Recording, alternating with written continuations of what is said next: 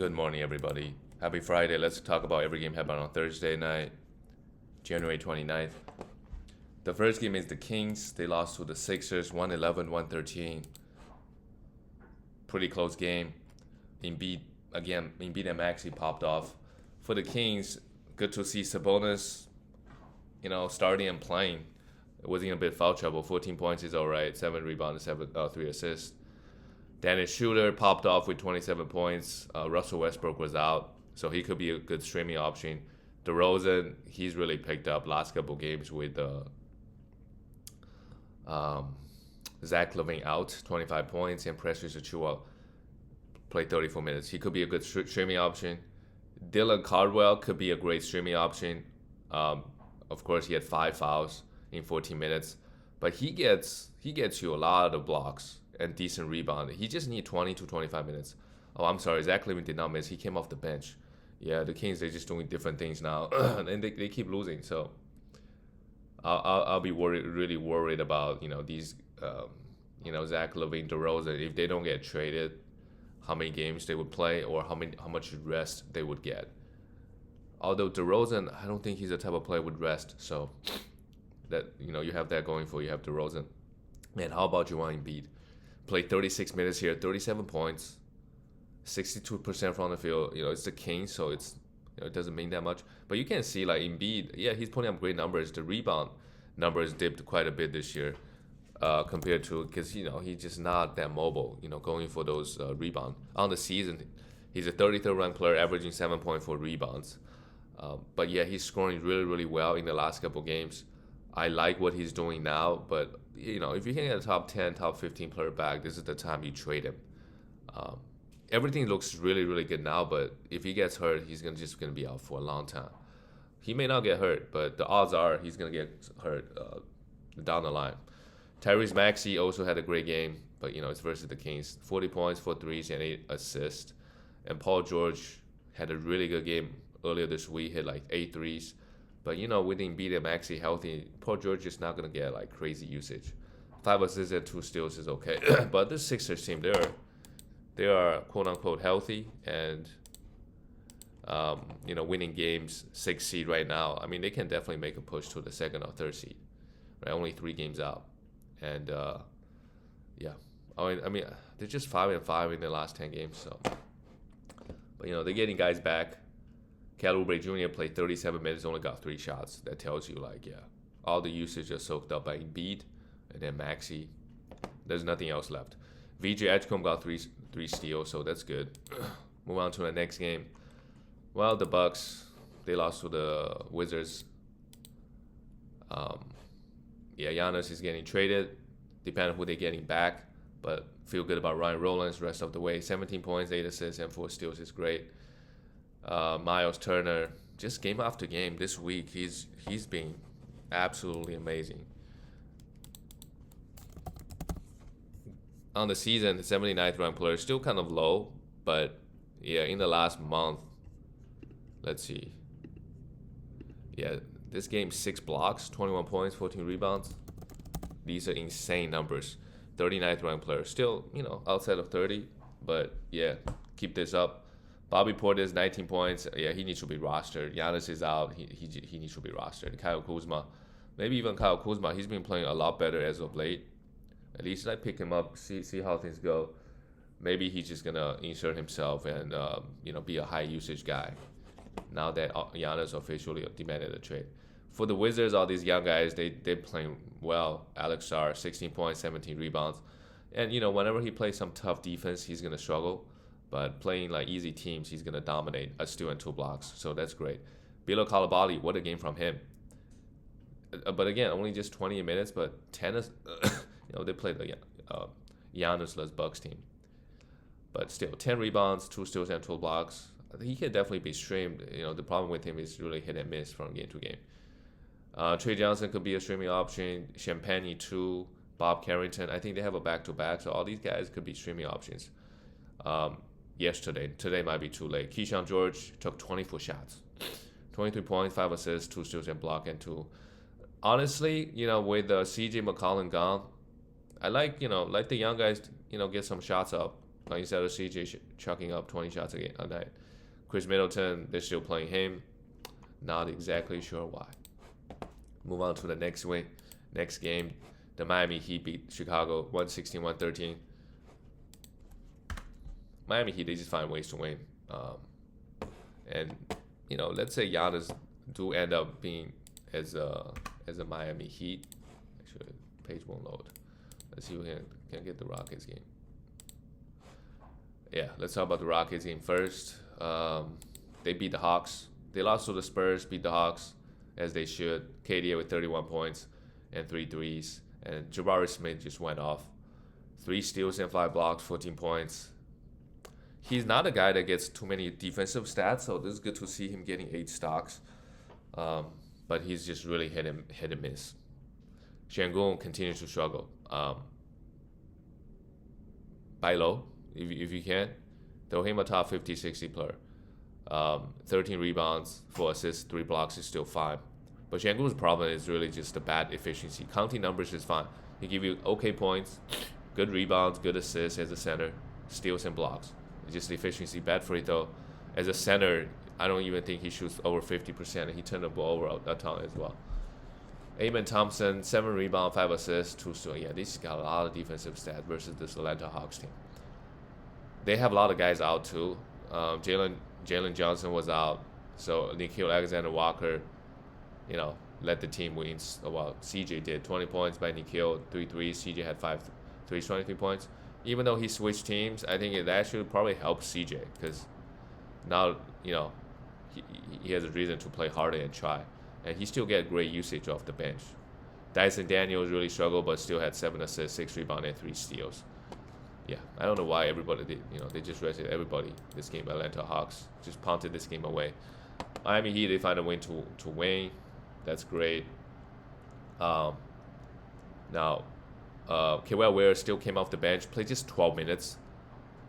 I really like Kawhi Leonard's upside, but yeah, if you're struggling right now trying to make the playoffs and you don't need rebounds, like this week you gotta win. Like you gotta drop him.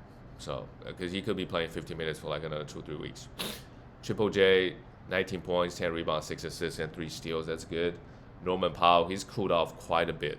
21 points, 2 threes is okay, but 2 steals is good, but not a lot of not a lot of else. Andrew Wiggins had 10 points, but they still got the win. I'm surprised they only scored 116 points versus Chicago. Vucevic, just so consistent, 15 points and 10 rebounds. Jalen Smith, I think he got hurt. Otherwise, yeah, he's questionable next game. Yeah, I would still hold. Because, if he's starting, getting 25 to 30 minutes, I think he's a good fantasy player, putting out good numbers. Ayu Dosunmu had 23 points. We could stream him, and Kevin Huerter had a good game here as well because Jalen Smith was out. So if Jalen Smith end up missing time, Dosunmu, the first man up, and then Huerter, we could look to stream. Matas had 16 points, 9 rebounds, and still in block. Very quietly, Matas has been putting together, a few nice games. He is 80th ranked player in the last month, so not that amazing to be honest. But good enough. The thing with him is the 1.3 blocks is really good in the last month, but he needs to get more defensive stats. 17 points is also great for him. All right, move on to the next game. Oh my goodness, the Charlotte Hornets. Oh wow. Yeah, this is the battle between Rookie of the Year, and I should have known. Those two guys gonna go off because they're trying to outshine each other. Right, they're number 1 and 2 in Rookie of the Year conversations. Knippel, he only took 16 shots, 8 threes. Amazing game from him. With him going off, Brandon Miller and LaMelo, they still got like 22 points and 23 points respectively. Honestly, at this point, I'm happy with LaMelo. Like his production, he's still playing. So Diabate must roster. Struggle with fouls here, but still played 32 minutes, 2 blocks and 5 rebounds and 10 points. Pretty happy with that production. I think he needs to be rostered. Diabate must roster. For Dallas, yeah, Flagg just it is the Hornets, but 10 for 29 is crazy.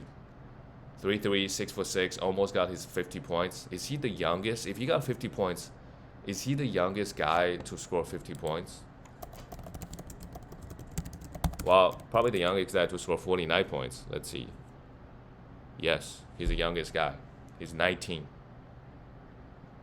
Yeah, pretty crazy stuff. Um, yeah, he's not known to be a scorer, but now he really needs to because everybody else is out. So with him going off, PJ had 14. Christie needs to be rostered, in my opinion. They give him a lot of minutes and a lot of usage. Caleb Martin, right, with all the guys out, he's been starting getting 30 minutes. We could also stream him.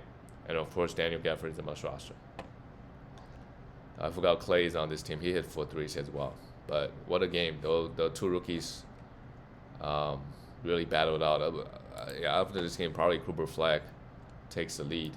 Youngest guy to score 49 points, Move on to the next game. We have the Brooklyn Nets lost to Denver Nuggets. Denver find a win to win at home. Michael Porter Jr. versus his former team. He takes 28 shots to get 38 points. He has been absolutely amazing.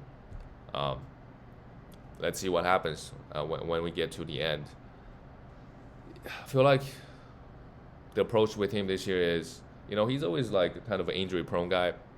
But this year he's been very healthy, so maybe he's just not going to rest that many games. Of course, there'll be some back-to-backs he's going to miss, but other than that, he's healthy, he's playing. If he doesn't get traded, feel good about him the rest of the way. Rest of the Brooklyn Nets, Claxton is still great. The rest of the guys just not really. Daniel Wolf, he played 27. Do we like him? Right, this guy Nolan played 30 minutes. Do we know what he does? And Terrence Mann. So if there's a back-to-back, we could stream some of these guys, but most of the time, I think the only guy that we should pay attention is De'Ron Sharp. If Claxton end up missing time, but everybody else don't really have that much upside. For Denver Nuggets, guys are of course still enjoying their high usage before Jokic comes back, and Aaron Gordon has been out too. Jamal Murray, great, 27 points, 6 assists, 2 steals, and 2 threes. Tim Hardaway Jr. had a big game, 7 threes, 25 points off the bench. Valanciunas, absolutely must roster until Jokic comes back, but they're not playing him huge minutes. A lot of the time they go small because Valanciunas really struggles on the perimeter defensively. But he will give you a double-double every game pretty much. 9 rebounds and 12 points with good efficiency. Not so much here. Peyton Watson continues to just put up good numbers. 19 points and 2 rebounds. Really try to sell him if you can. Bruce Brown off the bench, played 33 minutes. He's also a guy that I would stream. 2 more games to talk about. Detroit. They lost to Phoenix on the road. Impressive game with no Booker. Brooks scored 40. And Kay Cunningham, he's been very, very quiet. He's a guy that's get drafted in the first round. You look at his numbers, a lot of the times it looks good, but just the efficiency, he's not compared to the upper echelon of first round players like Luka, Giannis, right? Just guys like the counting numbers, he give you a lot.